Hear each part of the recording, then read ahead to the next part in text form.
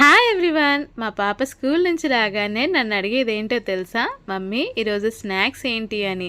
తను అలా అడిగిన ప్రతిసారి కూడా అబ్బా ఇప్పుడు తనకి ఏం చేసి పెట్టాలరా బాబు అనేసి అయితే నాకు అనిపిస్తూ ఉంటుంది. సో ఒకసారి అయితే నేను ఇలాగా మిక్చర్ అయితే ట్రై చేశాను. తను చాలా ఇష్టంగా అయితే తినింది. ఇది చాలా సింపుల్ కూడా అండ్ చాలా తక్కువ ఖర్చుతో కూడా మనము ఎక్కువ క్వాంటిటీలో మిక్చర్ అయితే చేసుకోవచ్చు. బయట మార్కెట్లో దొరికే మిక్చర్ కంటే చాలా టేస్టీగా ఉంటుంది అండ్ హైజీనిక్ కూడా. ఇలా అటుకులు, ఇంకా కార్న్ఫ్లెక్స్, పల్లీలు, పుట్నాలు, ఇంకా జీడిపప్పు ఆప్షనల్ అండి.